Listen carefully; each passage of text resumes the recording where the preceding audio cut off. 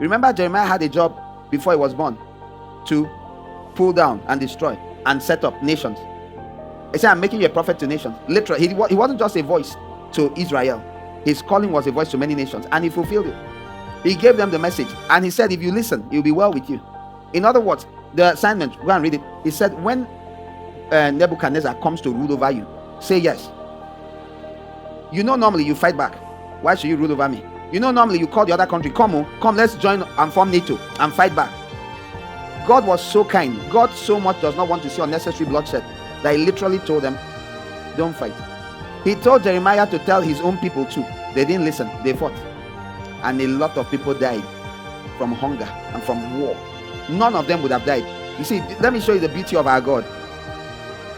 Do you know that when God wants to discipline someone, he always typically provides a soft, nice way to reduce your pain? If they had listened to the word of the Lord from his servant, the prophet Jeremiah, the king of Babylon would have sent envoys. They would have come out and met them and said, oh, evil Merodach, we have heard of your coming before you came. Even our prophets have told us that this is the will of God. Here is a gift to your king, the king of Babylon, Nebuchadnezzar.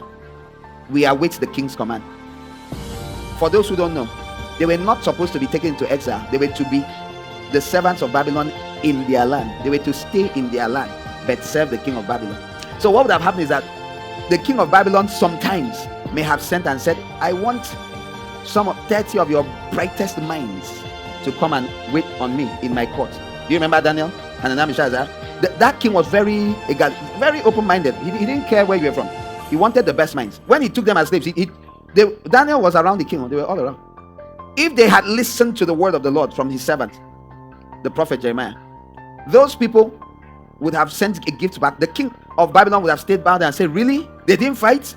Very good. Take some goodies to them too. Greet their king for me. Take this and give them, and tell him I would like 30 young men. I would like this, and I hear that the grapes in Israel are really good. So if they'll be so kind as to be supplying me 100 barrels of wine every year, I would be most grateful. Bam.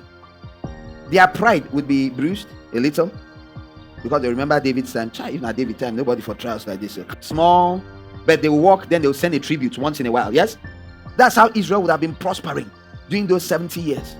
Instead, they slapped Jeremiah, slapped him, and kicked him out of the way, and said, we fight! And died.